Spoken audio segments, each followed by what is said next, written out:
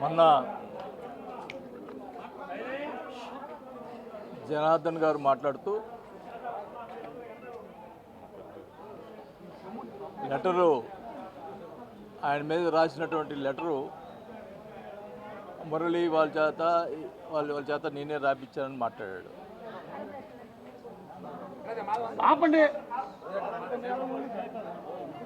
ఆయన ఎమ్మెల్యే అధికారం రాకముందులా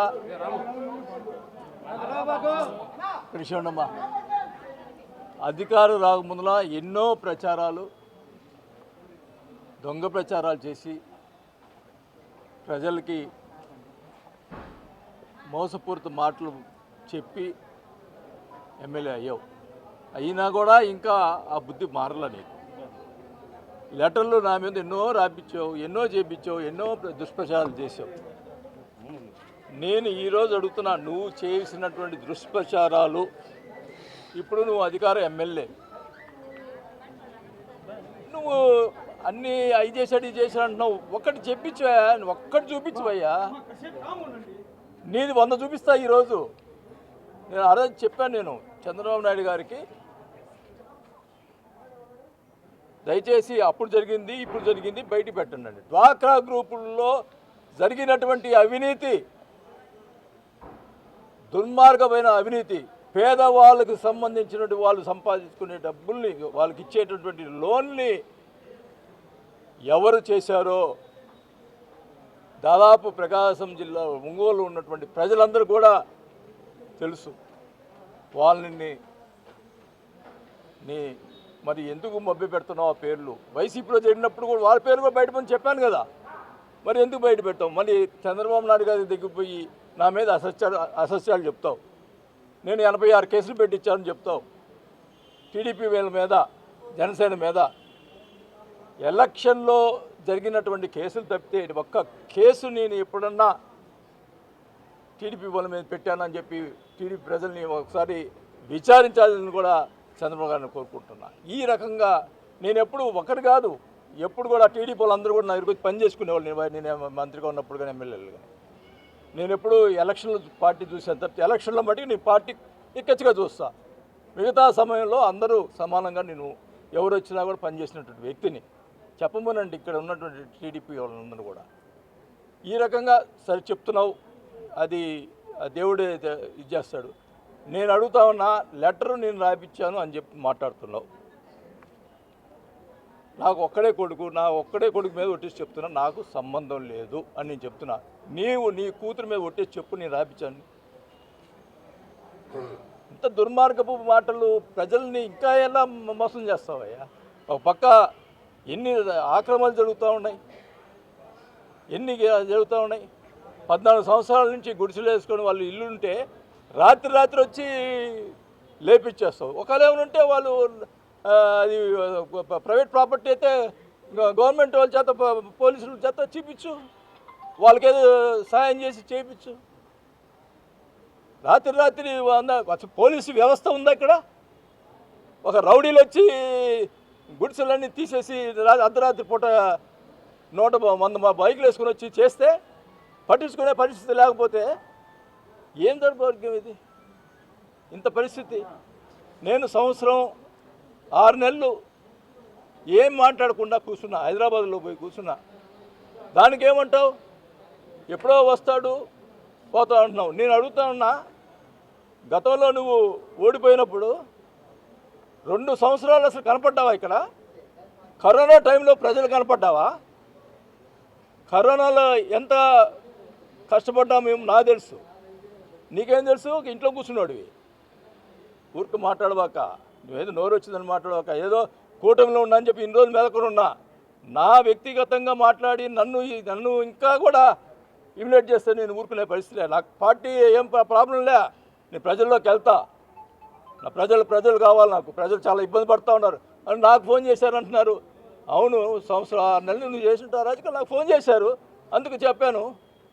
నాకు ఫోన్ చేయకూడదా? నేను 5 సార్లు ఎమ్మెల్యేగా ఉన్నా ఒంగోలులో, 2 సార్లు మంత్రి చేశా. నాకు ఫోన్ చేయ కదా ప్రజలు? చేయకూడదా? నేను ఎమ్మెల్యేగా ఉన్నా నాకేం చేయాలంటే? అరాజకాలు ఎవరు సృష్టిస్తున్నారు? ఎవరు చేస్తున్నారు? అది తేలాల. నేను ఒకటే చెప్తా ఉన్నా, డ్వాక్రా గ్రూపులు పేదవాళ్ళని ఎంత దోచుకున్నావో ఆ డబ్బులు మొత్తం ఎవరైతే ఉన్నారో వాళ్ళు బయట పెట్టాలి. పెట్టిందా ఊరుకోను అన్నావు కదా. నేను ఎప్పుడో వస్తానో వారానికి 2 రోజులు ఇక్కడే ఉంటా. నేను ఇక్కడ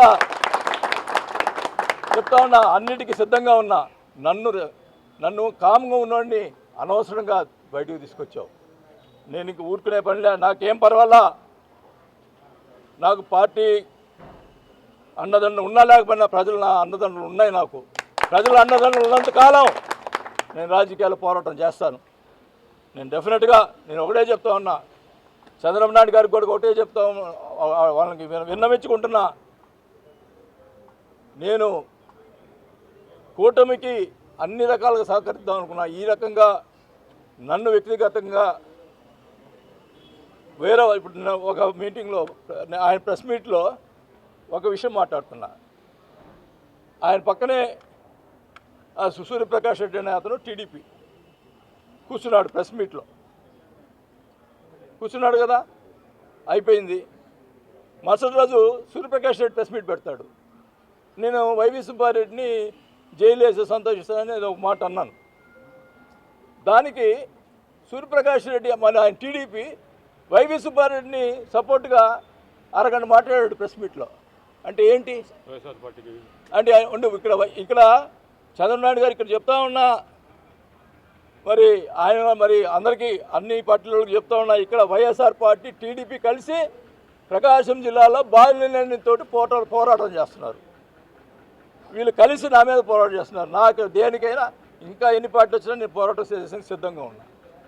ఇదేం అన్యాయం? వైసీపీ టీడీపీ కలిసి పనిచేయటం ఏంది? ఇక్కడ ఒకరు మాట్లాడేవాడు ఉన్నాడు, ఇక్కడ ఒకరి గురించి ఒకరు మాట్లాడుకునేవాడు ఉన్నాడు. చూసా సంవత్సరంన్నారా ఏంది ఇది? ప్రజలు ఇబ్బంది పడుతూ ఉన్నారు, మాట్లాడేవాళ్ళు లేరు. అందుకని మాట్లాడుతున్నా. నన్ను ఎవరు ఏం చేసుకున్నా ఏం పర్వాలేదు, నాకు ప్రజలు కావాలా, నేను ప్రజలతో ఉంటా, నాకేం పర్వాలా. నేను అదేమంటే ఆయన చేసిన పనులకి జనసేన అండ అని మాట్లాడటం అది తప్పు. నేను జనసేన మన కళ్యాణ్ గారి మాటలు నన్ను గురించి మాట్లాడిన మాటల వల్ల ఆయన్ని అభిమానించి నేను పార్టీలో చేరా. అంతేగాని నేనేదో దోచుకొని దానికి నీళ్ళలో ఉండేదానికి ప్రయత్నం చేశానని చెప్పి ఇప్పుడు మాట్లాడుతూ ఉన్నారు. చూడు అయ్యా, ఇప్పుడు నన్ను ఏం దోచుకో, ఇప్పుడు నువ్వేం దోచుకుంటున్నావు, నేనేం దోచుకున్నావు చూడు. ఇప్పుడు నా పరిస్థితి, నేను ప్రజల కోసం నా ఆస్తిలోనే అమ్ముకొని నేను అప్పులు కట్టాను. నువ్వు ఆ సంగతి నాకు తెలుసు, నా బిడ్డలకు తెలుసు, నాకు మా భార్యకు తెలుసు. ఇట్లాంటి మాటలు మాట్లాడి ప్రజల్ని మభ్యపెట్టేదానికి ఇంకా కూడా మభ్యపెట్టేదానికి ప్రయత్నం చేయొద్దు. నేను ఇక్కడే ఉంటా.